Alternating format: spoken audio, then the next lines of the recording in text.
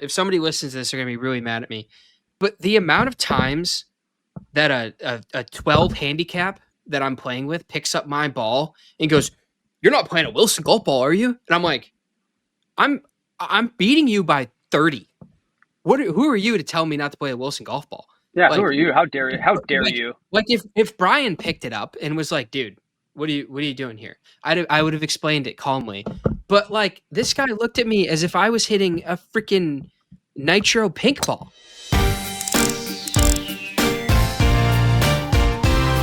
All right, episode 302, fully equipped podcast. As always, my lovely co-host Jake Morrow of Made for the Range fame over there. We were in Callaway Golf today, so we were in different parts of this office at Callaway HQ. He's in some weird room, and I'm in one of those sound booths because that's what we do to get the pod done. But we are on with a dear friend of both of ours, Mr. Bryan LaRoche at Bryan Golf, fitter, gentleman, good player. Bryan from Jacksonville, talk to us. How are you? I'm this feels like a normal Tuesday all of a sudden.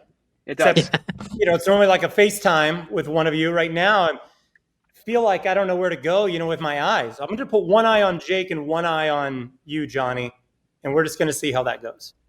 Well, what I would like to do in the spirit of this thing, you guys just are on the back end of a golf tournament, Bryan, called the Players Cup that you host. I'm going to probably call it the Players Massacre if you're not on Bryan's team cup. This year, because traditionally that's what it. No, it's like that every year. Traditionally, not last year. I didn't play last year. The years that I captained, we got our faces kicked in every year. It just turned in. I would captain the team just so I could play Bryan in singles and see if I could. We went back and forth pretty good in singles, but that was pretty much it. My team's always failed me. Anyway, that's neither here nor there. Bryan, talk to the people really quick about Players Cup. What's the origin of it? And I want to get into the beat by beat of that week and everything that happened at Cabot. So what the hell is Players Cup? Man, Players Cup this was our 8th one, right? And technically it started in 2018, so 7 years ago. And it was simply, at the time, I wasn't a member of a golf club. I've never really been a member of a golf club. I've played in some club championships and things. This is back in 18 when we started it. And golf wasn't as expensive as it was right now. You could go to Reunion Resort, and we got 28 guys there for $550. Cobra Puma sponsored it. Coach Rusty was the other captain. So we had some pull between the two of us at the time. Both of us were with Cobra Puma. And it was like $550. Everybody got swagged out, their uniforms, just as we do now. But we got 3 rounds of golf, 2 nights at Reunion. And it was just simply, I wanted to compete in something like a Ryder Cup because I was never going to be on one of these country club teams that got to play in a Ryder Cup at the club. And I for sure as hell ain't making a Walker Cup, Ryder Cup, or Florida Cup for that matter. So I just said, well, let me get some strangers from the internet, because at the time we had a little bit of an audience. It was not even what it was now or what it is now, but I think I knew 6 of the people. Wedge Wizard, if you're familiar with Wedge Wizard, he's one that I knew. We had a couple other friends, and it just turned into a weekend that everybody looks back on and goes, that was the start of something. Whether it was the start of, my team dominating the Players Cup, or it was just the start of 24 to 28 guys getting together every year that at this point have forged real serious friendships. No different than the 3 of us. That's kind of stemmed from, for you, Johnny, Battle at the Beach, and Jake, just the way of the internet. But we became closer because of Players Cup and Battle at the Beach. Yeah, for sure. So it was just one of those deals where it clicked. It was very, very close the first year. Came down to the final 2 groups and to the 18th hole. And so that garnered some attention, and everybody came out of it like, I can't believe we just did this. And it cost only like $550. And then we, did a Reunion. Yeah, I know you played, Johnny. I think your first year captaining was our 4th Players Cup. That was at Reunion. Then we went to Forest Dunes and the Loop. Then that was a wild scene. That was, man, we could get into that place all day. We love that place. Mel and I love that place. She talks about it all the time. Then we went to Stream Song and back to Reunion. And then we just did Cabot. Cabot Citrus Farms here outside of Tampa. So we've gone to Reunion a bunch, and we've gone to some premier destinations, if you will. And we're trying to find the balance of that. But simply put, anybody can play. Obviously, we would like it if the 24 guys that played this year were just returners. They just came back. That's what we want. But there's always a few slots, and we've got to slide in the right people with the right handicap. It's an all gross event, as you guys know. No event we do is truly a net event at all in any way, except for Battle of the Beach, where we have the pods organized somewhat. But man, we're just going to keep going with this thing. We almost quit it, but here we are. Phenomenal tournament, not because we dominated at Cabot Citrus Farms, but because overall everyone was just 10 out of 10. Cabot was 10 out of 10. Highly recommend the service, the logistics. It was the smoothest tournament we've ever ran. So kudos to Cabot Citrus Farms for hosting us, and kudos to Team Bryan for winning the cup after losing last year to our buddy Jason Hall, who I know you know. Well, there's a lot to intake there. Jake, I'm going to go to you as a player on Bryan's team. And we're going to get to equipment. That's kind of what unites us all. But Jake's game's in a really nice spot. So he came in there with driving the ball well. And what were your overall thoughts of Cabot? Like, I've never been out there. I've been invited to go out there a few times, but Morrow, what do you think? Give me the Cabot vibe overall.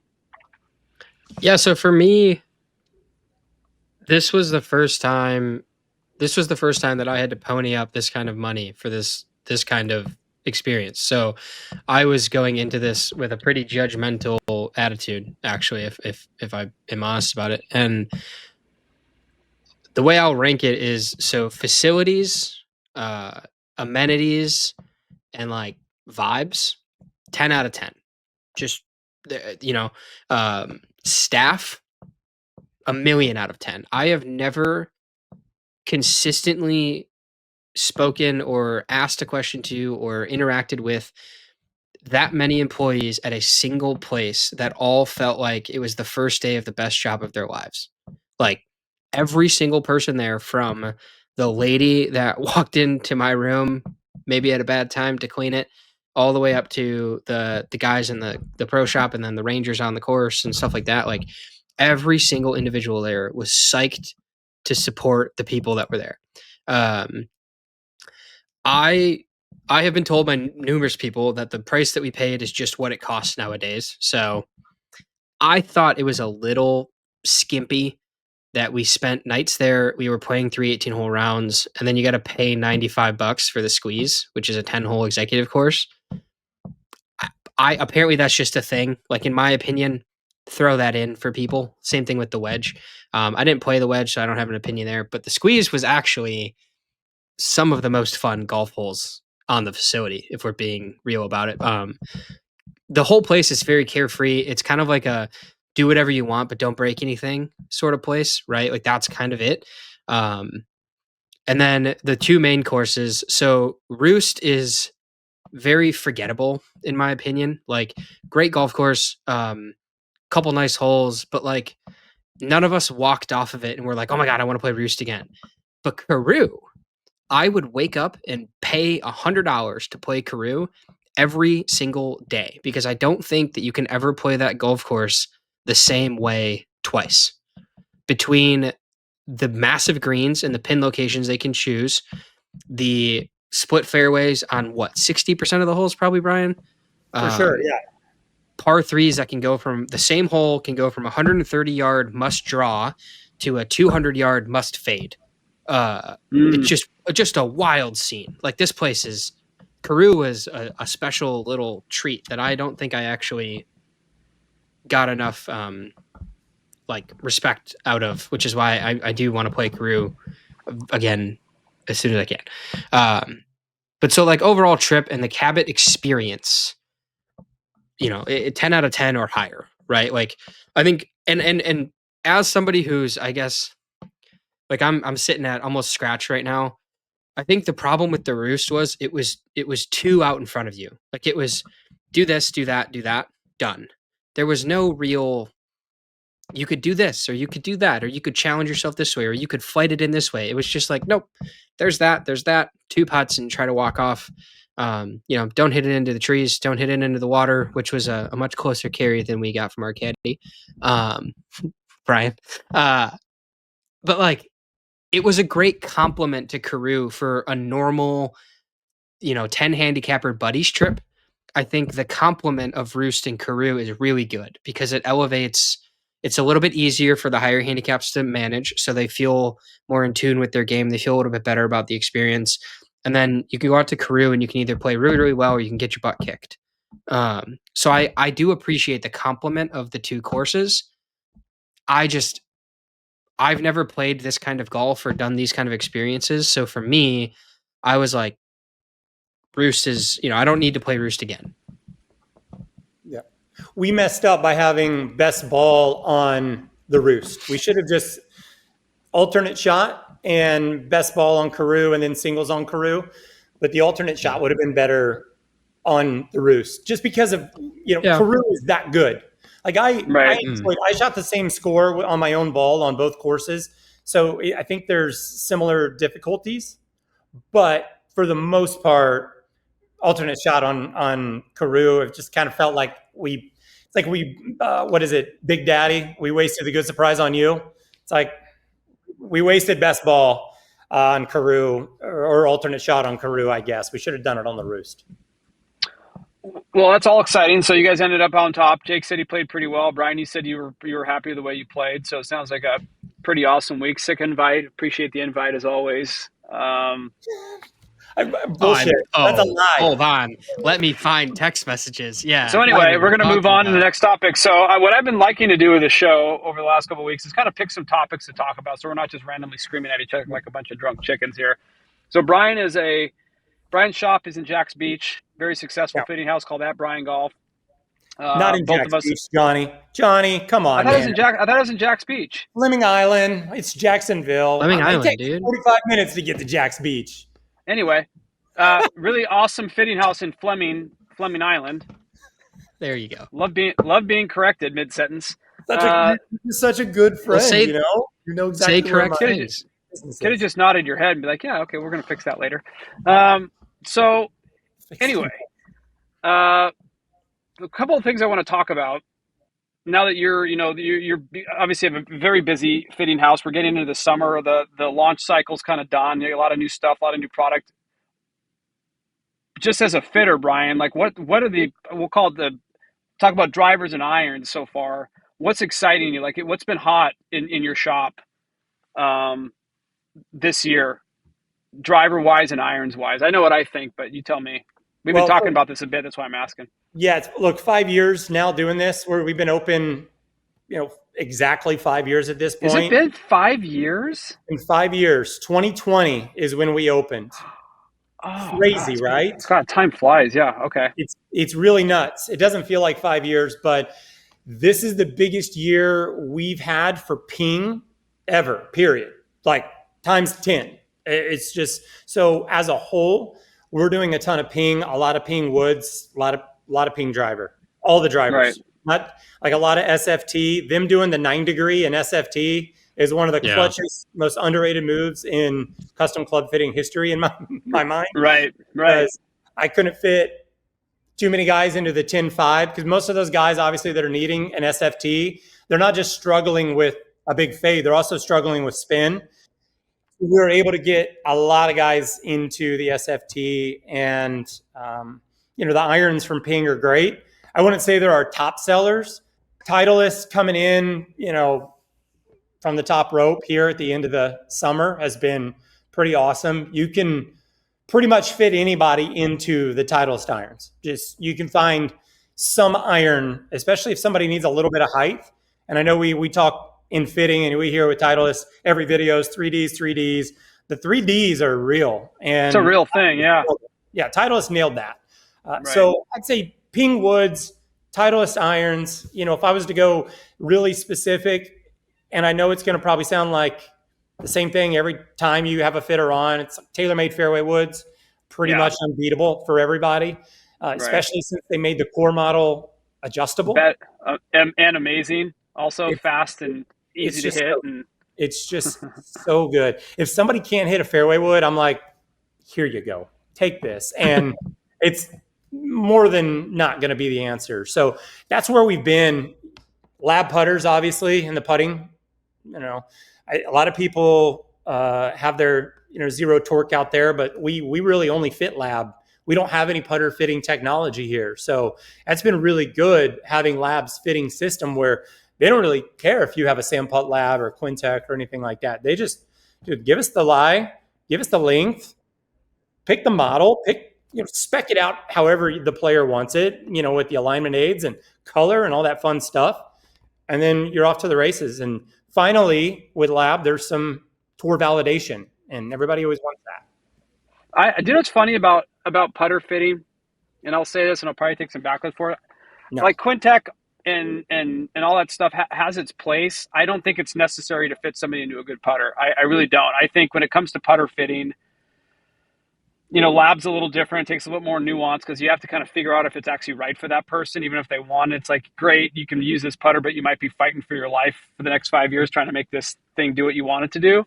But when it comes to putter fitting, tell me if you agree. I'm just a big advocate. Like, if they can aim it and hit it out of the middle, the rest of it kind of takes care of itself. Like, if you can get those two things cooked, most normal golfers can figure it out from there. So I think, the only thing when it comes to like the lab putters, and Jake and I, we've talked about this quite a bit.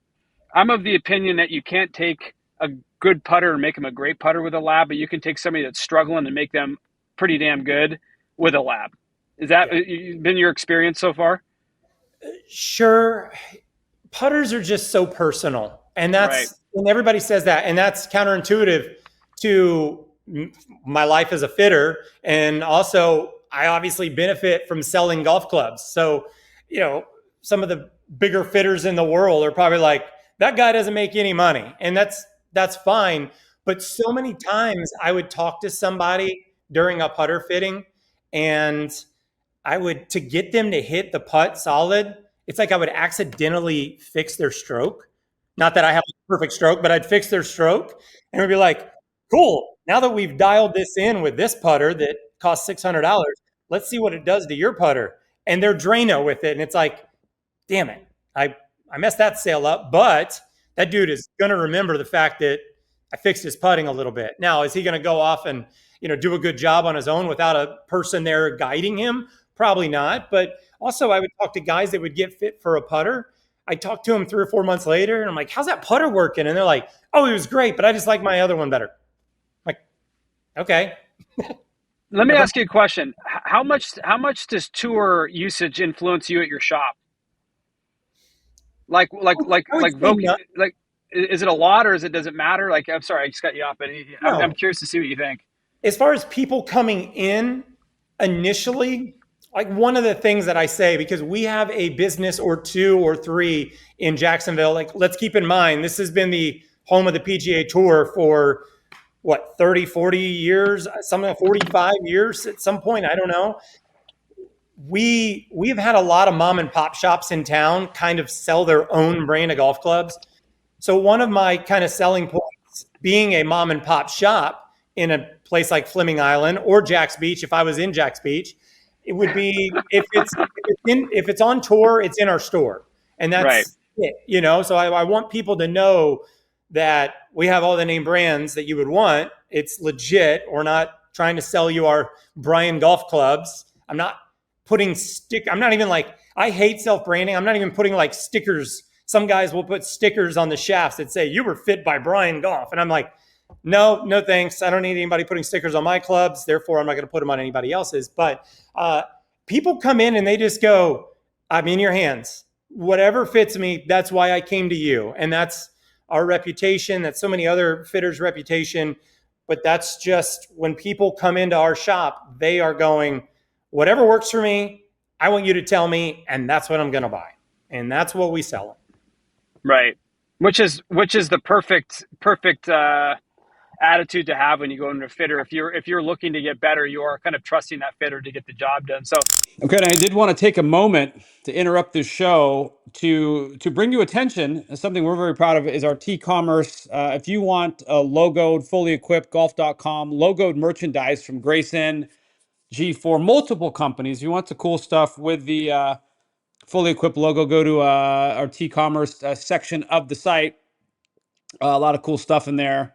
Obviously, I don't have any of it on right now. I just didn't have time to put all that stuff on, but there's some cool logoed stuff in there, and I'm working tirelessly to liven it up even more than it already is. So make sure you guys check that out if you want all the fully equipped golf.com branded logo gear. T-commerce is where you'd find it. Let's get back to the show. Jake, this question's for you. So you've probably tested more putters than I know. You've tested a lot more putters than I have, and you've kind of like been in the you kind of lean towards the blades and some other stuff. But like your experience live, I don't think I've ever asked you this on the podcast, but like you went out to lab, you tested putters, you tried stuff. Like what are your thoughts on the basic lab and then the new one that's come out? Because I have it at home, but I've never tried it. So the thing that's hard for me to get over, and I talked to Sam about this a little bit, is the left, right? Is the pole, because it is a pole. Like it's not just that you miss left; it's that the face is closed at impact. If you're traditionally good with something that you use with arc, it's very, very hard to train your brain to kind of loosen your grip pressure a little bit and kind of let the putter head do a little bit more work. Now that being said, when I do, I've always liked the feel of labs, the ones without the insert. Actually, like I've always right. So do I. I prefer that one. Yeah. When the DF3 originally came out, I loved the feel of it, and I like them a lot on slow greens specifically, because on slow greens I feel like I can take my hands a little bit more out of it and just let the putter head hit the ball. So like I have my DF3 in a bag in Wisconsin that, I go out with my dad and my brother-in-law. We play a place that has greens that are, they probably roll at an 8, and my lab is beautiful on those greens. But it's because I'm not stroking the putter. I'm just swinging it. Right. So it's a very different feeling. I think this is a good time to interject, because I think that lab, they have no excuse now with the riser, the hosel, the new hosel. There is zero reason that can't go into a double wide blade. There's zero reason. There's absolutely no reason that Sam could give me that they can't make a more traditional looking double wide blade style putter and put the riser hosel system into it, because of the mathematics of a shaft axis going into the head and then balancing it the way that lab does. So I think that we're going to see a link to HS, whatever you want to call it, which I am, like, as a person who likes to think about things in the future, sometimes a little bit too much, I'm pumped for. I think that lab's going to do it. I think that they're going to get enough feedback from people. I'm going to say it as many times as I can until they make it, but there's no reason for them not to continue the trend to do that. And then when that happens, then I think we're in a different conversation, because the HS for me was less left. I pulled it less, even though it's the same technology. It still has the same path. But because of where the visual of my eyes were on the HS versus my DF3, it was easier for me to feel like I straightened out my stroke a little bit, just because I saw the top line. I could see the whole thing. It wasn't a big mass because it had to accept the shaft. I could see as a top line and the body as separate pieces of the putter. And I think that is going to be something that leans itself into a blade design. And then I think you're going to have people that haven't committed to it, because this is the other thing that Sam said, is like it, they're going to start releasing and making content about not only what a lab does, how it's balanced and how it works, but how to use it, which I thought was super interesting, because the classic zero torque tagline is it's for every stroke. It's not. Like, it's just not. No. So that's where I'm at with the lab stuff. I will say, like, having some better interactions with Sam has really opened my eyes to some of the way that they've spoken, and maybe the way that they've misspoken.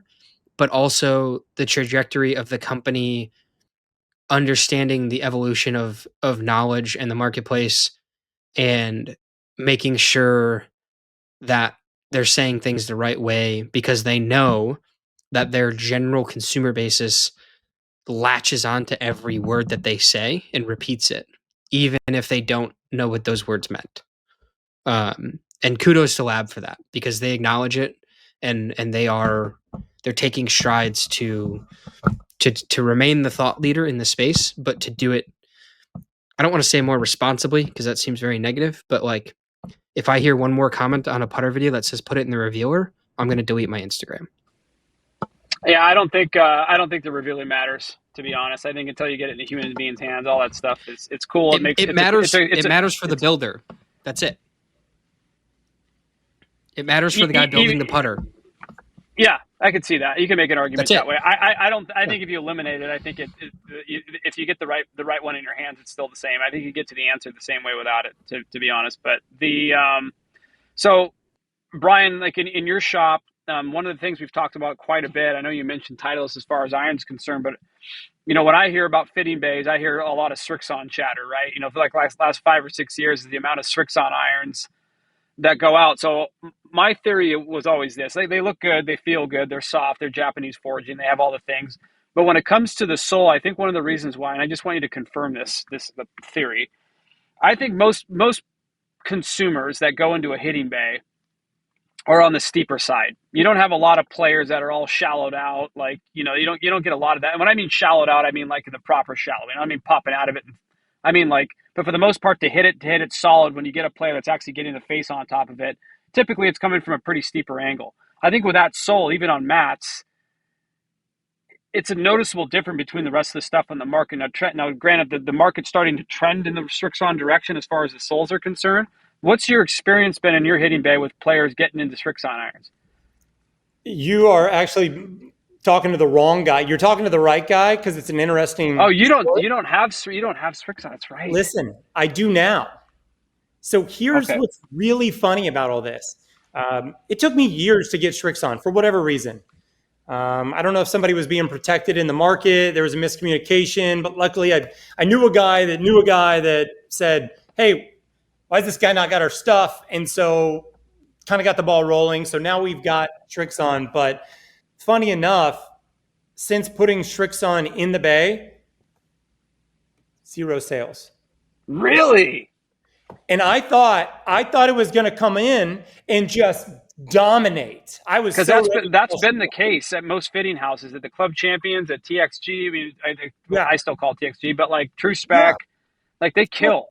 It's still a great iron. And what's weird is, like for the record, I play Ping Blueprint S. Okay, you would think that if I was going to fit into one of the two Srixon, I would fit into the 7s.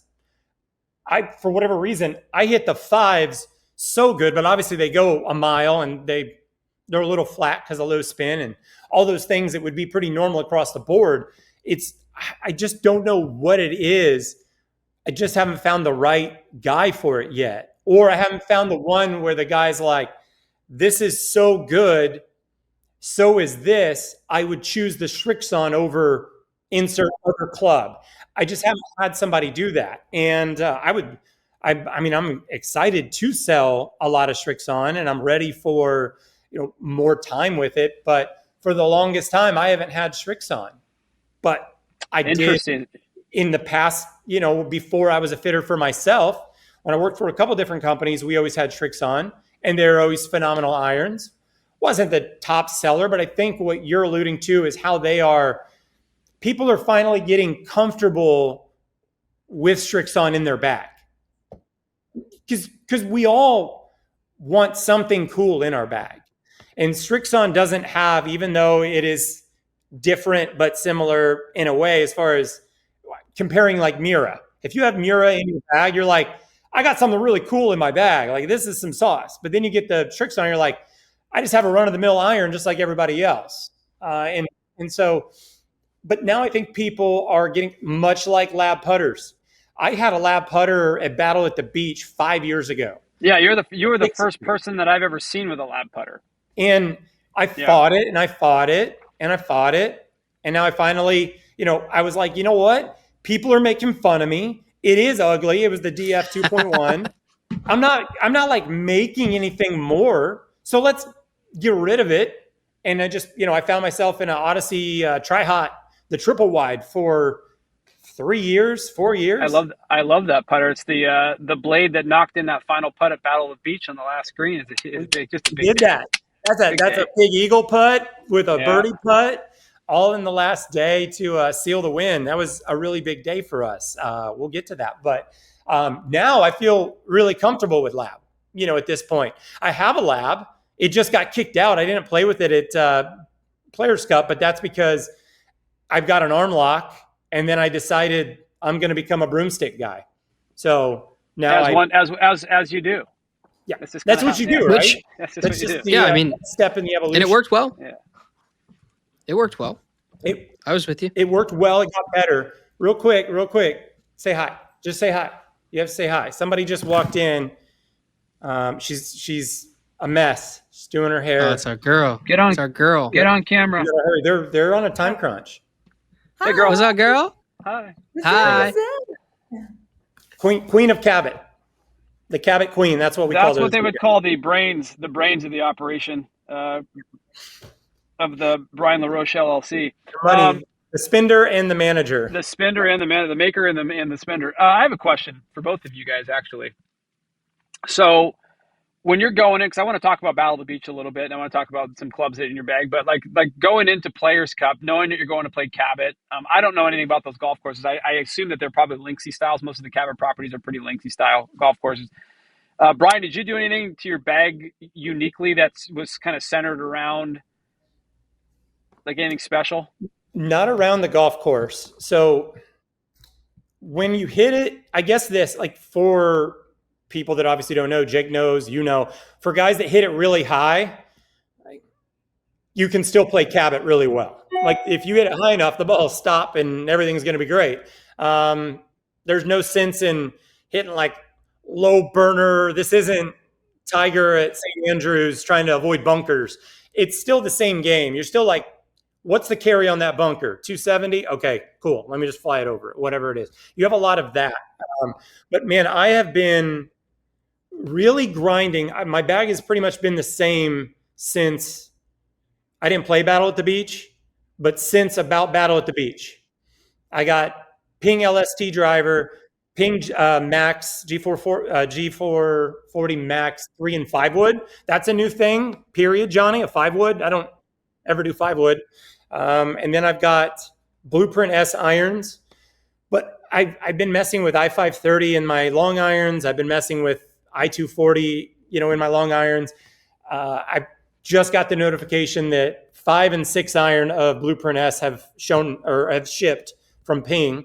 They're the best irons I've ever had. So I'm even thinking about like, how do I just get more sets of this? But Johnny, I have just committed to trying to hit the same ball flight every time and just trusting it and stop trying to fade this one and draw this one. You can ask Jake.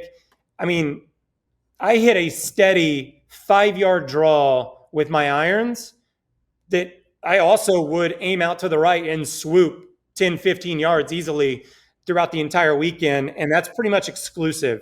And then driver, that ball outside of the first tee shot, because I didn't want to snap hook it left, the only out of bounds on the golf course. Right.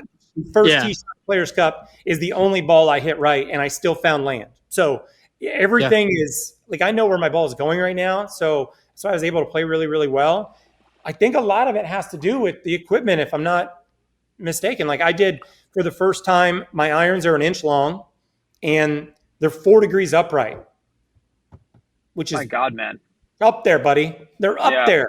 But then they're silver dot, 4 degrees upright. I'm actually 5 degrees upright. I just didn't want maroon dots. So I got 4 and bent them up to 5. So there's that. But as soon as those blueprint irons come, man, I think my bag's pretty set, because the 240s, for those that need height, look at those, because those go straight up. Right up in the area. More than the blueprint. By design.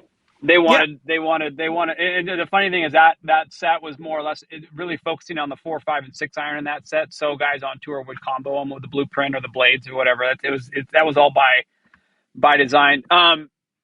Jake, like for your bag, I was with you a little bit before you went to Players Cup, but you're obviously hitting the driver really, really well. And Yeah. what clubs, like, I guess under the gun in tournament play, the bag that you've set up, because this is kind of the first big tournament you've played in all year, I think, right? I mean, as far as like really getting under the gun and playing. It's the only one, yeah. It's the only one, yeah. So like, how did your bag? You've been pretty thoughtful about it this whole year. Like, what really worked under the gun? Because that's kind of when the only time it matters is like in tournament play, in my opinion, is what's it doing when you're nervous and you're swinging a little harder. So my iron play has been absolutely trash. Basically, since I got back from Battle at the Beach, Brian and I spent 2 hours dialing in a set of P7 CBs that I went to Battle and hit every green with, and then got home and I couldn't hit anything. Didn't matter what it was. Couldn't hit those. Couldn't hit the Cobras. Couldn't hit anything. So the whole year has been about searching for irons. I ended up on Monday. So keep in mind, I flew to Tampa on Wednesday. On Monday, I decided it would be a good idea to rebuild my Apex TCB Raws, which, by the way, it was also the last club that I purchased, and I purchased them from Mr. Bryan LaRoche. So I rebuilt those and put some Modus 120X in them, which had been working out in some other clubs. Hit them once. They swing weight at like C8, which is crazy because I was just going to ask for new weights. So I straight glued them because I was just going to ask them for new weights. And it turns out I hit them very, very well. So I brought those down. Everything else was set though. I'm living and dying by that TDTD, which everybody knows at this point. I've talked about it a ton. I hit it at Players Cup just as well as you saw me hit it in Michigan, Johnny. Zero issues with there. I had a couple balls that were counted by Brian's, which is weird. I had 2 balls past Kyle Gaster on Sunday, which was awesome. Pretty good. He smokes it, yeah. Yeah, he like in the cart at one point was like, whoa.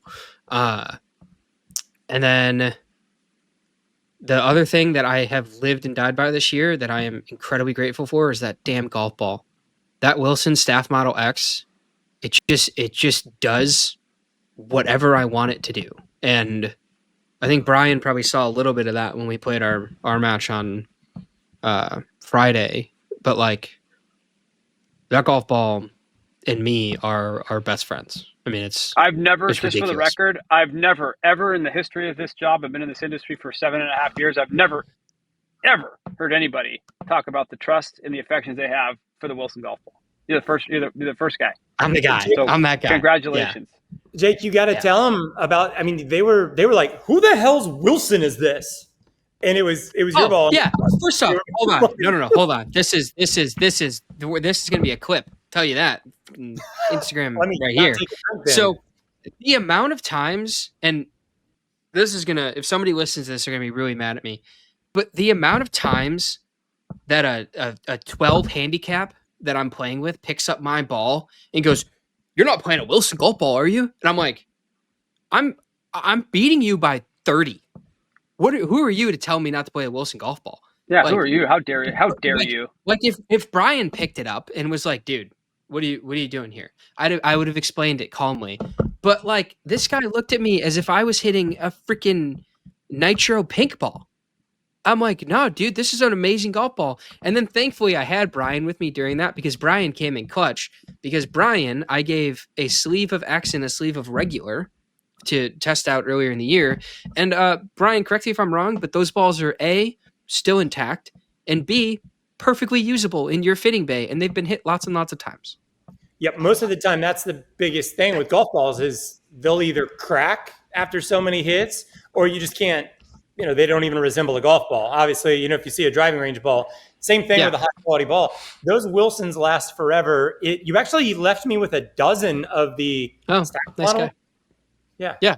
Look at you go. Hey, Brian, really quick. I have a question. I'm going to do a quick pivot. How do you fit golf balls at Bryan Golf? Like what priority do you put around fitting golf balls? in your shop? No one comes to me to fit golf ball, right? So it's not like ever the first thing we do or talk about. It's almost, I'll have that conversation with someone.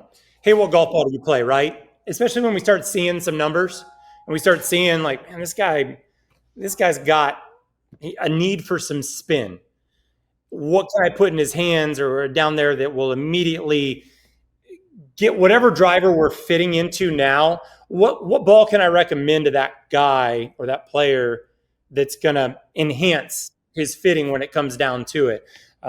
It's normally like the last thing that we touch up on at the end of either irons or driver. It's always, because it's always one of those. They're very important, right? You've got 8, 9 irons or whatever. We'll include wedges in there. So 8, 9, 10 irons and wedges. And then you've got a driver that's pretty important. I'm a guy that I think outside of your putter, your driver is the most important golf club. I know it's the most important golf club in my bag, because if I'm in play, then I'm going to do a good number despite my putting. So when it comes to golf ball, a lot of times guys they are that, obviously we know this, the cringe of, I just kind of play whatever I find or whatever I'll buy this, I'll buy that. Whatever Costco's selling, yeah. And you gotta give them like that. You better lock it up. You gotta lock it up. Like, let's get serious here. And you look at some of the numbers. And for instance, Johnny, for years I played the Chrome Soft X and then Chrome Tour X. I just switched to Pro V1, and that Jake is like, it just baffles me that you play Pro V1, but it works. I hit all the numbers, so I love it. Pro V1 is such a weird golf ball, because it's marketed as like your lower spinning of the two. Yeah, which it is. If you get it on robot, for most players, Sure. it's slightly, but it's so player dependent. It almost operates like a shaft. It's like it works certain ways for certain players and other ways for other players. And that ball fascinates. So I just switched from Pro V1X into Pro V1. And I always like, you know me, Brian, I always play the spinniest golf ball you can find. Like I'm always looking for, like I want Baladas if I can get them. I love spin. I'll give up 15 yards with the ball spinning. But this Pro V1, I started screwing around with it. I was a Titleist in Canada. And they had this great setup on TrackMan, and we started, and I was like, I kind of want to test, like, I've been Pro V1X, but I kind of want to test golf balls. I just want to see what this Pro V1 does. And I'm not swinging it great right now. My shoulder's all fucked up. And so I'm just hitting 9 irons and 8 irons, right? Just because that's, I can get those, and I can get them at a normal yardage or whatever. And I had so much more control with Pro V1, and the gapping got so much better with Pro V1 versus Pro V1X, but it shouldn't be that way based on what my numbers tell me. Like, Pro V1X is the one that should kind of gel my whole bag together. And this time it was Pro V1. I was actually shocked. I'm like, I've never been a Pro V1 player ever. Yeah. And I'm not the prototype for it. I'm like the opposite. So anyway, I just think that's a fascinating golf ball to me. And like Chrome Tour for a lot of players, those two golf balls seem to be like the two kind of chameleon golf balls. They can kind of work for kind of everybody, in my opinion. I'd be curious to get your guys' take on that, but that's what I've seen. And I think it's quite fascinating, actually, because the way they're marketed versus what they actually are. Well, in the Bay, and that's kind of what I was getting at. That X ball from Callaway, if somebody needs 200 or 300 RPMs of extra spin throughout the bag, it's plug and play. I'm just putting it in their bag immediately and saying, this is the ball you need to buy, whether you do it or not. Like, that's on you. But I'm telling you, this is perfect. And we're able to get into a lower spinning setup throughout the bag if you play this ball. So we're going to get kind of the best of both worlds if you get this ball. And it's fast. Like, if I'm feeling slow and I just need confidence, I will put the Chrome Tour X down and I will pick up ball speed with the driver immediately. I don't know the science behind it. I don't get into that. I just know it's faster. Pro V1 out on the golf course, and I'm a high ball guy, I could bring it down a little bit, but I think with my spin rate, I probably should keep it up, keep the flight up. That Pro V1 just likes to fly. I swear I see it fly flatter compared to and it shouldn't, though. the in funny thing is Pro V1X. it shouldn't fly flatter. It should fly a little higher. Like it should go up and get to its apex pretty quickly, and then because that's their platform. It's like higher launch and Yeah. lower spin, which I didn't experience that at all. Like I thought Pro V1X was the one that was going to hit kind of knee high and spinny, and again in testing, I hit a bunch of launch balls as that well. day. Boom. Yeah. Yeah, Yeah. it was wild. And anyway, Jake, how much like I know you play a Wilson ball, but how many of these golf balls have you tested so far? Because you were at TPI yesterday, so like how much golf ball testing did you do with Lucas? None. Pro V1X is the only ball in the Titleist lineup that's going to work for me. That's going to work for you. Okay. And for me, it's a control thing because I don't care about feel. I got over feel a long time ago with golf balls. Mostly because I found last year TP5X worked really, really well for me, which is ironic because it's the low spin one. But that ball doesn't feel great. But I didn't care because of how it flew. And it's the same thing with the Staff Model X or the Pro V1X, which I find to be very comparable golf balls. I think the Pro V1X penetrates. I wouldn't say it launches higher or lower. I would say it penetrates quicker than Staff Model X does. So I haven't done a lot of testing with the Titleist lineup specifically, but there was one point where I tested 3 balls from every single manufacturer, like in just a gauntlet lineup. And a lot of people make really good golf balls. I think the thing that people focus too much on is spin. When they're talking about their golf ball, I think that deciding on your golf ball based on spin is a proponent of a change that you can't find in a fitting. And I'm saying this the wrong way because I'm a big believer in golf ball. Like I think everybody has a golf ball that works best for them, but I also think it's based on the equipment that you're playing. So you kind of have to make the decision of like, if you go into Brian's Bay, for example, the best thing to do if you're going into Brian's Bay is to bring in a sleeve of the ball that you use and then test with Brian with your golf ball. And then if Brian sees something wrong, he can't get a number that he wants out of the fitting because of that golf ball, then he can make the opportunity to change. But if you walk in there and somebody's like, hey, I live and die by this golf ball, well, that's good to know. That's amazing for your fitter to know that, so that you can build your equipment. We can start to build a bag around the ball. Yeah, I mean that's what I always say. Like you need to be fit with the ball that you play at a baseline level, because you can't make a decision on whether it's right for you if you're. Yeah, so for me, it's a lot about it's window, it's stability, and then durability for me. Like I don't care about feel. I think that a lot of people do, and that's fine. But for me, in order, it's stability in the air, window, making sure that, I don't want to look up and not see my golf ball. That's a problem. But then also durability. Like I think durability is a huge thing, not because of the cost factor. Like it's going to sound super douchey. I don't need to worry about the cost of golf balls. But the durability factor is I have certain balls that if they get a scuff, they still fly okay. There's other balls that if they get a scuff, that ball's done. That ball's toast. And that's a problem not only for the people that do have the price consideration, but also for the times that you might not recognize that your ball has a scuff because it's on the underside of your ball in the fairway or something like that. So I have this really weird paranoia, and I will call it a paranoia, of, is my golf ball okay on the condition of the lie that it's in? Because there have been times with other golf balls that it wasn't, and it affected the flight of that golf ball 100%, to the point where like the whole group is like, what just happened there? Right. So again, a paranoia, yes, but a real thing. It's on brand with you there, Jake. Yeah, it's me. What like some are you doing? Two of us right there is I'm like, yeah. I played like one ball each day at Cabot Farms because you don't lose a golf ball there. I'm like, you can't. One ball each day, and I'm like, still looks good to me. It's a thing. It's going out in front of me. Yep. Whatever. I have an interesting thing to talk about because we have about 20 minutes left. So there's always that mistake. Like you guys, Brian, you play a ping driver, and you're in triple diamond. I call it just literally the triple diamond. Should have been the normal one. Anyway, but there's always that mystique around ping about they're not as fast ball speed wise, but they do all the other things at a 10 out of 10. Yep. So an interesting experiment that we're going through right now, and I haven't seen it in this big of a difference in a long time. So I help Charlie Howell a lot with his clubs, right? And one of the things coming off of the last event for Livin, he hits his ping LST 440 as good as anybody hits a driver, as good as Jake hits his triple diamond. Like same idea. He just it's perfect. Every ball comes out, the miss is the same.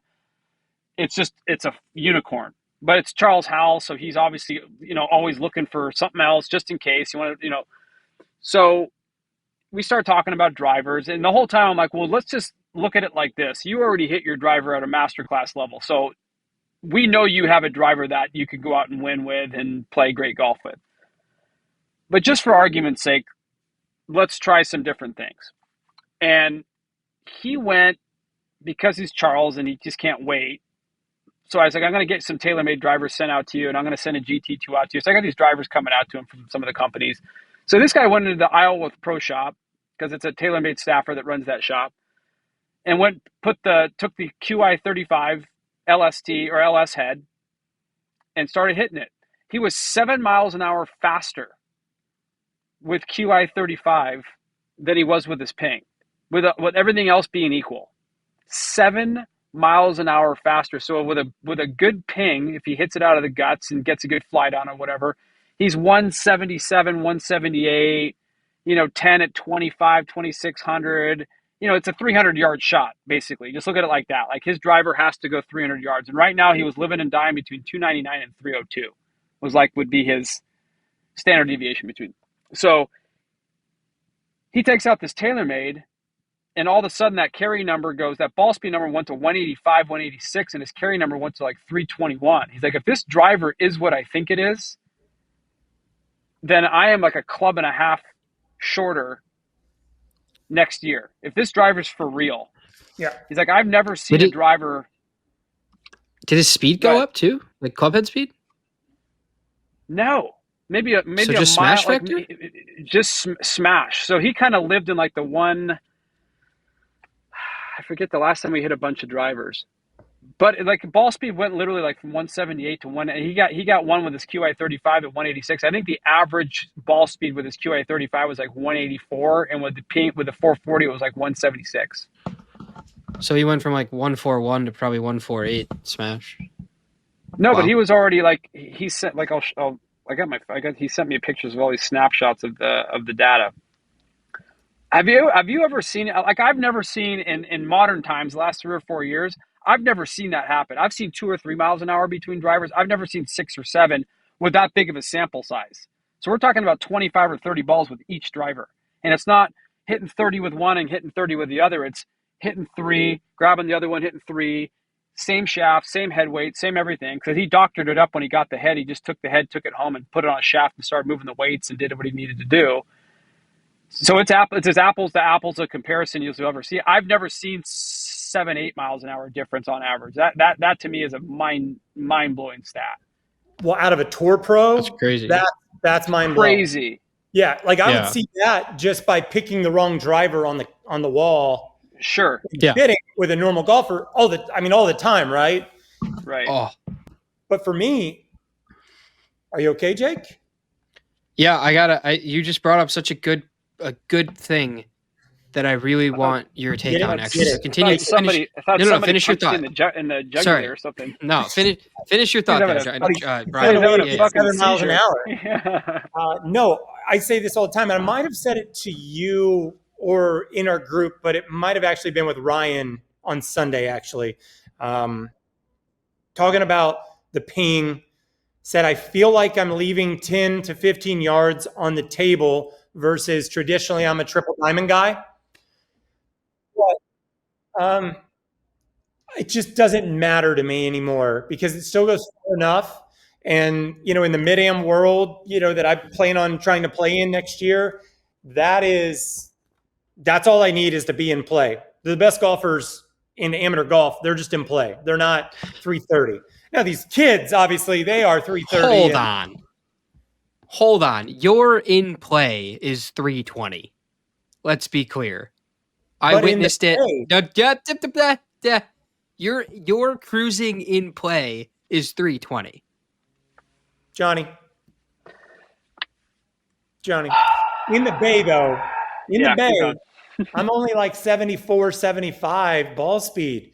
When I was sending you video when that TaylorMade LS came out, I was like, Jake, we might be making this thing work. And it was like that was crazy. 81, 82, 83.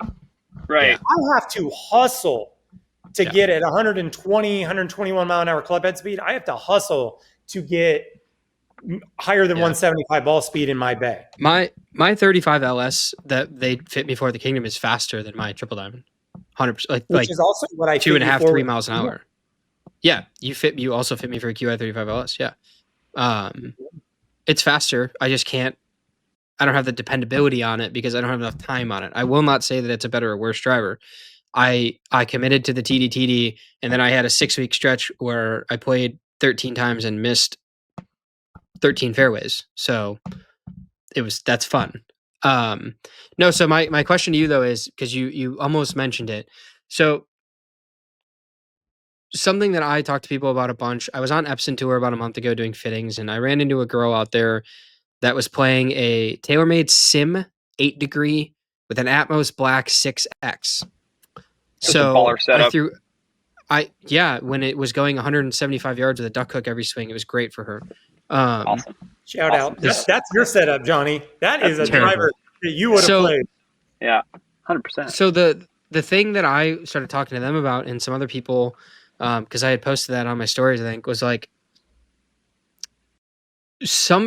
there's a hierarchy of fitting that we need to talk about, and some of it is just that you fucked up so badly with what you chose that any sense of a good fitting is gonna murder the option that you have. It doesn't mean that was the best fitting you got in your life. It means that what you picked, what you went out on your own and purchased with no guidance, was so freaking bad that you just needed somebody to poke you in the right direction.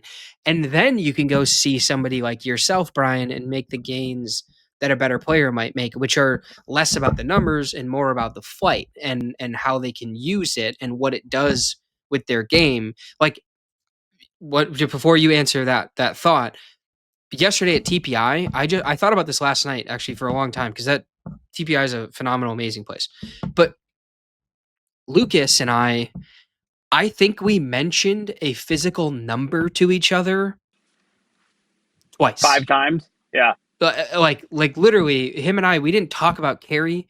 We didn't even talk about peak height. We didn't talk about nothing.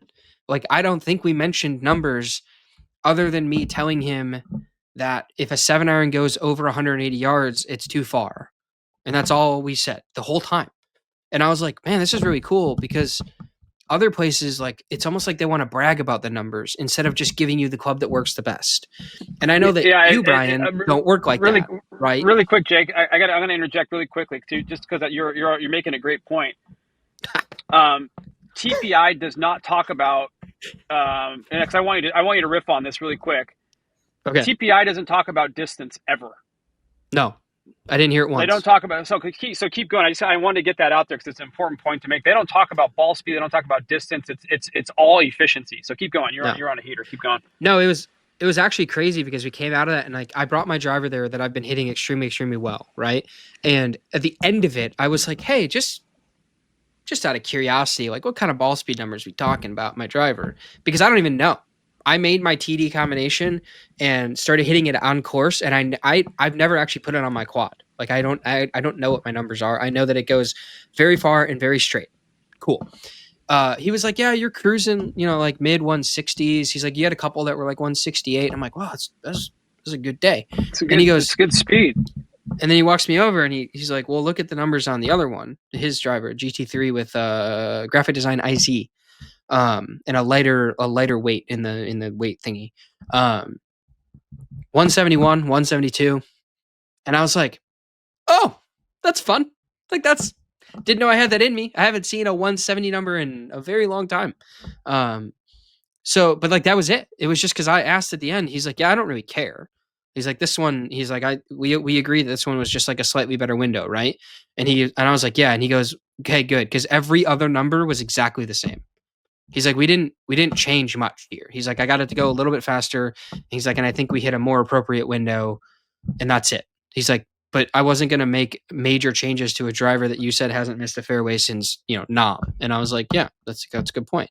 But it was a refreshing conversation. But it's the same. Honestly, it's the same conversation I had that you guys can watch on video with Bryan when we were testing the TaylorMade stuff, or when we tested the Diamante shafts. Like, we didn't talk about numbers a lot in those videos until we got to the end, and we were like, oh, hey, look at that difference. That was cool, right? Like, it's feel and flight. Yeah. Sick.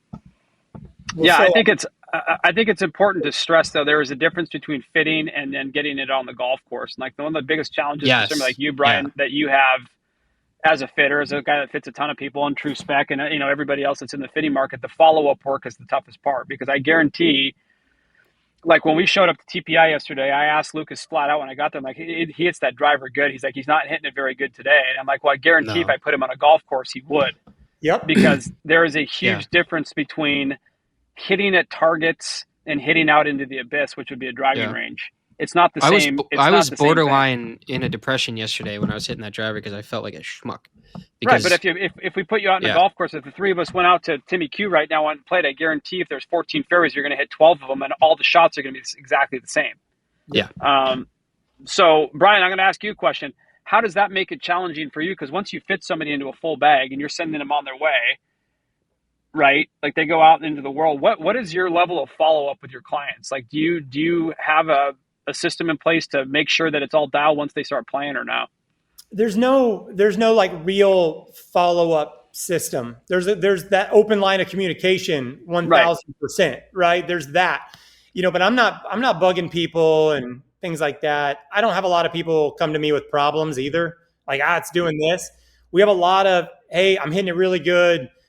It's going a little more right than we were that day. Is there something I can do to fix that? And I'm like, yeah, remember that day when I said, if this is working now and on the golf course, it gets going a little bit of right, we've got so much room with the loft sleeve and the weight to be able to fix that. So then they're like, yeah, I remember that. I remember you saying, if anything, I hope this goes right on the golf course. I fit every single golfer, annoyingly to some of them, with only the golf course in mind and scores. Right. Which is, to me, that's the best way especially for the players that play the same golf course all the time, which is your recreational player. That is the best way to do it, for sure. And this is to anyone getting in the fitting game, because, obviously we all get all the DMs, and I get people all the time ask me, how do I do what you did? How do I get into what you're doing and all of this? And I would say early on, I really was only about numbers. I was like, brochure and numbers. And then when I got real experience, I learned the brochure doesn't mean shit, and the numbers only matter to a certain point, especially in the extremes. Right. Extremely high, extremely low, things like that, extremely left. I have guys come in, and I blame the internet and YouTube, and I like that people love talking about the numbers, but at a certain point, no, you're great, but I don't really care if you're at perfect spin rate.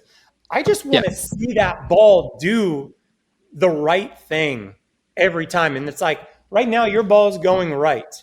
So the first thing I'm trying to do is pull it left. And that's what I'm trying to attack right now. Like, oh, so you're not trying to see a certain bit of spin number? And I'm going to be like, Frank, you're a 15 handicap. Let's get you scoring better, and let's create a pattern first before we start spanking each other on that's how they do it on tour too. Like, they focus on the numbers for sure. It's the tour, but ultimately, like, what makes a great golf club, and one of the reasons why a lot of older golf clubs stay in the bag, is because it has a pattern to it.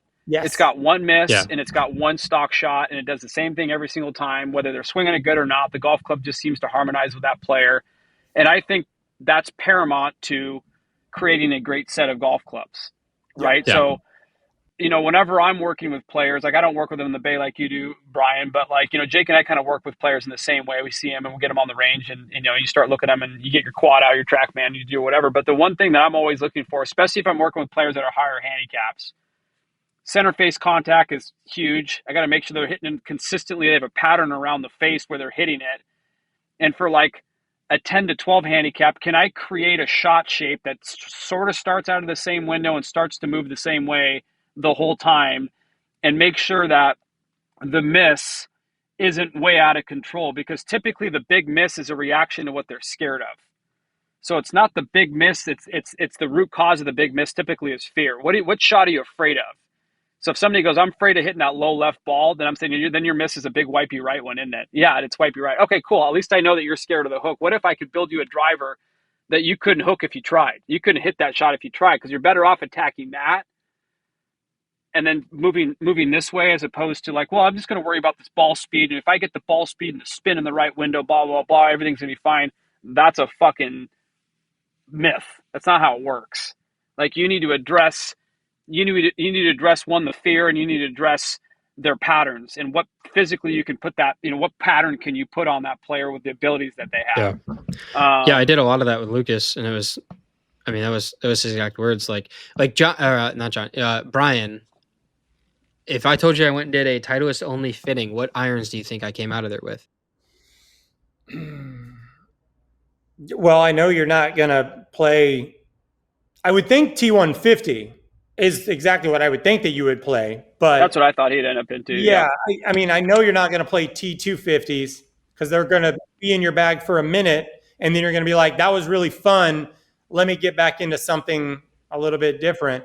Are you going to tell me T100s? CBs. I wouldn't. I don't know why. Why? Tell me why. Because I hit the middle of the face every single time I swung the club. Okay. So it was pretty interesting. I asked Lucas that, because Lucas was like, there's a version of T100 that could work fine for him, but because of the CG placement on, this is some rabbit hole shit, by the way, for the folks listening to this, sorry. Because of where the CG was in, kind of combination with, because the sole in the CB and the sole in the T100 are close enough. So it's not like you're going to hit one and hit the other one and get them through the turf and be like, holy shit, that was different. It's not really, that's not that iron. But the CG on T100 versus the CG on the CB, kind of what was happening for him was he was getting really toe diggy with the T100. The dynamic lie was like really shifting, and that's a reaction to CG. Because one thing I didn't really, because I've played enough golf with Jake, and especially with his irons, he covers it really, really well. Like, that's kind of his secret power, his superpower in his golf swing, is he kind of stays on top of it the whole time. But one of the things that he does is he is kind of a shut face player. Like, you know what I mean? Like, he doesn't roll it open. He doesn't, in the faces, he controls the face really, really well. So when Lucas said that he was going to put him into CB, my initial reaction was like, that actually kind of makes sense, because that iron favors, it's got a little, I think, slightly longer blade length than T100 has. I think it has a little less offset. So everything about that iron, if you were, it's a little shorter. It's a little shorter. Is it short? Is it shorter but less offset? Shorter. That's what it is. Yeah, shorter, less offset. Yeah. So, I mean, it's so close to what you're playing now, and what you had, just maybe not in C8 swing weight, but it really worked out. But that's the nature. That's what happens when you have a great fitter. Is Lucas was smart enough to, like, I have another lever here I can hand this guy, and it was night and day difference between T1. I mean, because I was questioning it at first. I'm like, you can't make T100 work. Then I saw him hit them both, and there was one iron he couldn't hit at all, and then you get the CBs, and it was just pretty interesting. Yeah, it's really, really interesting. Two questions I have: what shaft did you end up getting fit with, and what are the loft specs? So one strong. Okay, see, that makes more sense. That makes more sense than the 2 week that he was doing. Yeah. Correct. Yeah, that makes one strong, and I guarantee you that you can tell me what shafts I got fit into. I really can't. I know you're always defaulting into like Modus 120. It's not. I think of the polar opposite of that shaft. No, my old default, Bryan. My default with you. So I went back into Project X. Okay. Project X. No, just regular Project X 6.5. Okay. The blue labels. Which I played. Which I played for. Call them now. Yeah, which I played forever. Like. Yeah, there's zero reason for me not to play Project X other than me mentally thinking that something was wrong with them. So I switched out a bunch of stuff, and I should have just stuck with it. That shaft hates my guts, by the way. Yeah, I can't. Project X hates my guts. Here's what That's I how do. I feel about Dynamic Gold. I despise Yeah. Dynamic Gold. I But love that's why they make both products. I would. It's a S400 is an old friend. Yeah, It's a trusted And consigliere. Yeah. I'm like the X100, and I think when the mids came out, there was something about the feel, and it made it Awesome easier shaft. to hit a draw. So I'm like so simple. I've gone through fitting after fitting, and I'm not Tiger Woods, but it's just like, yeah, I know I've made like this change, and this change, but just give me Old Faithful. I just need what I know. I'm just so used to that feel. But mid is so good. But I'm glad that you got what you got. Like when you said the 1 degree strong, I go, that makes sense. And Project X makes sense. The first shafts that you had with me, though, you were screwing around with LZs. Were they LZs? Yeah, they were in the Cobras. Yeah, and then we did regular Project X in the P7 CVs. Yes.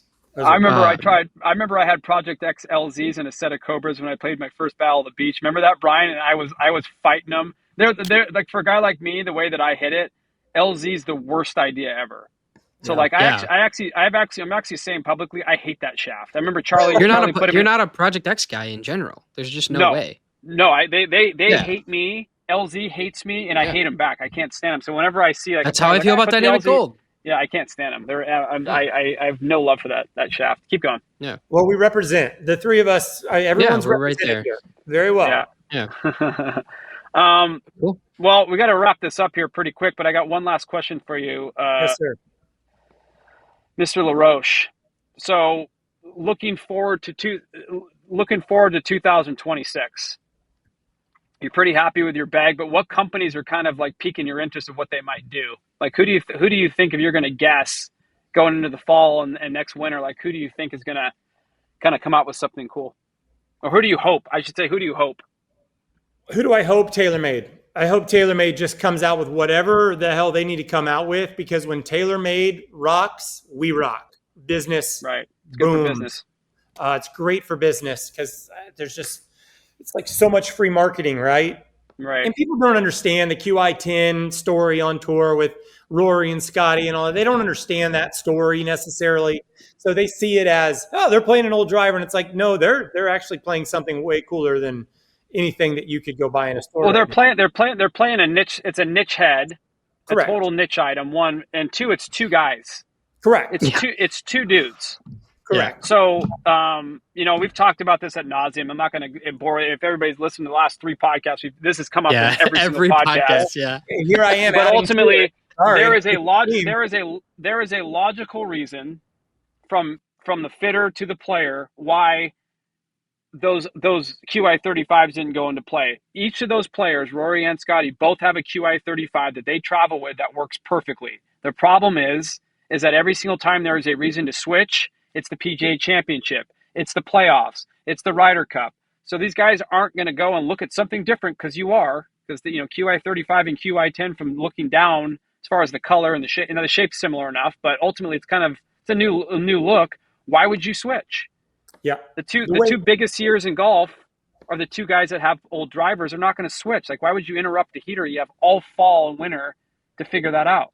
Yeah, and they will. They will. Yeah. Look, the TaylorMade QI 35, when it came in immediately, all the companies like looking at the wall, it's like everybody went pretty streamlined with the graphics, and everyone's got more black tones or darker grayish tones. I mean, that QI 35, it looks like a F1 car on the wall, and I love that. I'm that, and that makes sense.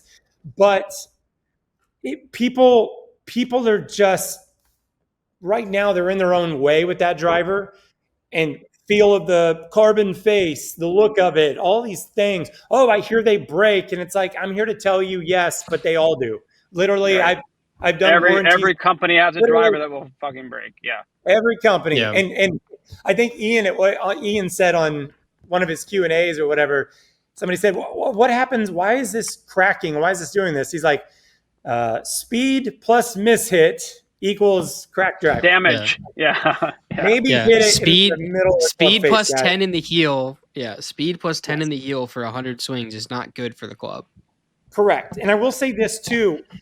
Every other year, Callaway is an absolute like the best, like number They one have driver some. They in my have shop something. every They other got year. something gnarly. Yeah, they got something gnarly Yeah. coming. I'm ready for that because FYI, yeah. I go back to Epic Speed when I opened my store. That's the first driver we got in. That was a great driver. Great driver. But Rogue ST, because of the Max LS and the Triple Diamond, which was not forgiving in any way, shape, or form, but some guys they didn't quite mind. We did so well with the Max D head of the Rogue ST. That was such a great head.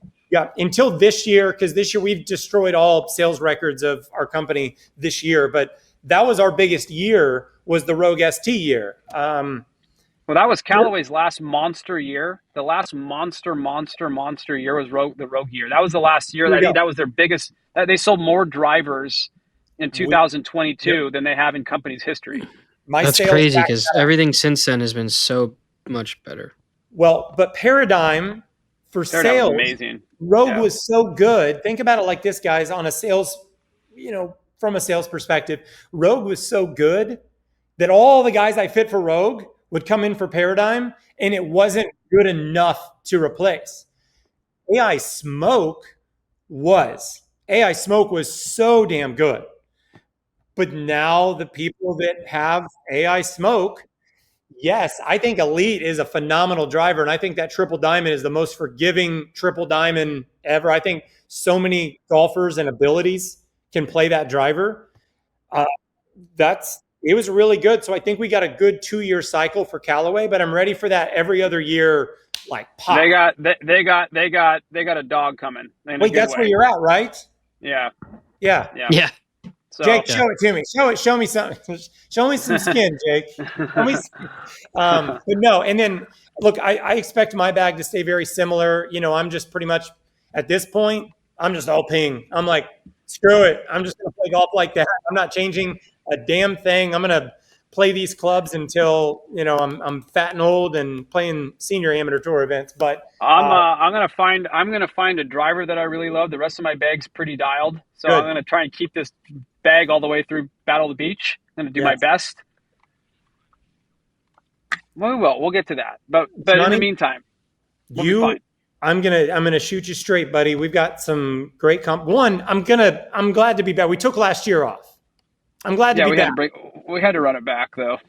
Yeah, so I'm glad to come back because last year I had massive FOMO in that tournament, and then watching Lenny win for the second time in a row. I wanted that to be us, the 2-time champs. But we should have beat him. He shouldn't have 2 in a row. We should have beat him in the playoff. If I hadn't have laid the sod over it, God, that's just makes me cry. Dude, just for the folks at home, we're in regulation, and we have the same. Brian absolutely vaporizes a driver down 18 in hammock, and I hit a 9-iron up to about like this. We kick it in for birdie. We get into the playoff. He hits the same exact drive, literally a foot away from the same divot, and instead of hitting a hard 9 like I did in regulation, I tried to chip an 8-iron up there, and I absolutely laid the sod over it. And then I left Brian with the worst goddamn chip you could ever leave a partner, like off of a tight lie to a short pin, and we ended up losing. And I wanted to kill myself, but I didn't, obviously, because I'm still here on this podcast. But that's we've been through it. I was talking to Jake about this earlier. The no sorry rule. Like we can't put each other in worse spots than we already have. So it's just kind of we just get to go out there and free ball. But I'm going to tell you now, Johnny, as long as you've got a shoulder to hit 8-iron or less, we're going to be great in every format, man. Every format. 100%. We are, as far as the vibes and the harmony between LaRoche Wunder, it doesn't get any, as far as partners go, it doesn't get any better. It's like the best. The vibes are really high. I don't know, man. Like, Jake doesn't think so, Brian. Listen to this bullshit. Keep going, Jake. Brian might agree with me. Me and Dad are cooking. No. Get out of here. You're not cooking. Johnny and I cooking. No, dude. We'll have to play together. We'll play together. I'll make that pairing happen. We'll play together. And no, you can't base it more off of what you've seen from me like over the last 3, 5, 6 months. Like that's not the same person. I was at Battle of the Beach when you chunked that. I think he's basing. You mean when I chunked it in the playoff to win the tournament? That's one shot. That's not telling of how I play. Yeah, how I play but golf. you're telling me next time you're in the playoff and you step up to that same shot, you're not thinking about that. No, do you know why? Because I'm not And then a you're child. gonna pull a 9, Hold on. and you're gonna think that you got to hit it, and you're gonna skull it into Hold the on. clubhouse. Oh, No, it's gonna be a great moment. It's called self-esteem. Keep going, Brian. Stop You're with that. cooking. Listen to this. Year don't have one, that. battle Stop at the with beach. I don't Year have that. one, battle at the beach. We're cooking. We win our pod. We're in the shootout. It's true alternate shoot. It's a true alternate shot shootout for everyone listening, and it is me and Johnny. We decide Johnny's going to hit the tee ball. He hits it 90 yards right of a 90-yard wide fairway. Yeah, facts. Yeah. Okay, we're out. Boom. Guess what? Doesn't matter. Doesn't matter, right? Because 4 years later, the dude hits it to 20 feet in the playoff, little two-putt. You know, I think you might have, in the first hole when we won, you maybe hit like a 3 or 4 footer, which under a lot of pressure, the ball's got to see the bottom of the cup in the format. Dude doesn't even take his time. He just walks up to it, no practice strokes, knocks it in, onto the next hole. Good drive by me. He puts it to 20 feet, which is all we needed, and we win the tournament. It was super easy. And then the next year, it was tough. Like, hammock is tough. They're tough lies. And the dude just stiffed one in regulation 45 minutes before that. And it wasn't like a pressure thing. It was just a situational thing. But he can bounce back easily.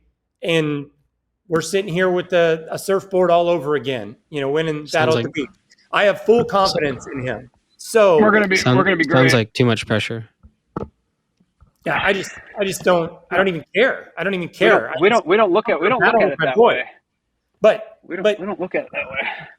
Johnny and Jake, or Jake and Boylan, they have found themselves a little bit of something. Boylan's a dog too. Like, I could dog. see Boylan and Jake being a good partner, because Boylan's a grinder. If I play anywhere with Boylan, I will shoot a minimum of 3 strokes better.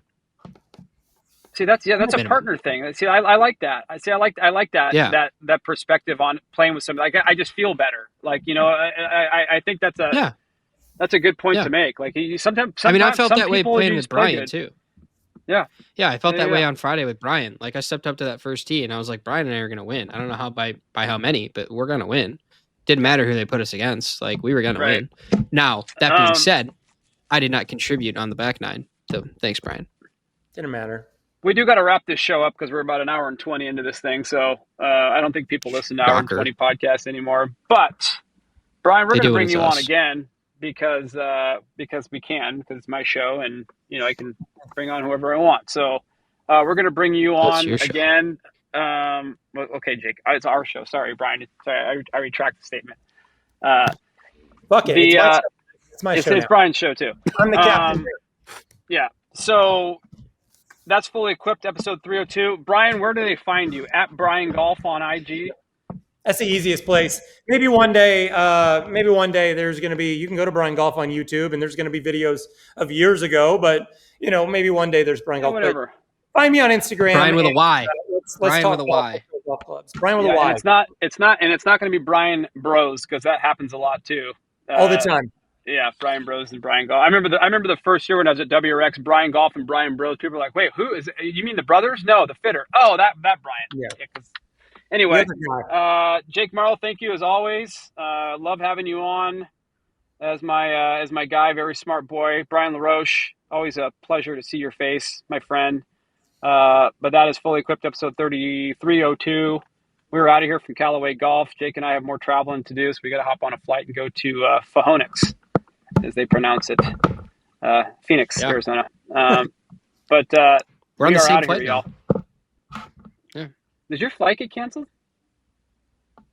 It got delayed 2 hours, so I canceled it and I jumped on yours. Oh, look at you doing adult stuff. All right, Fully Equipped, episode 302. Love you. Adios. Hey, boys.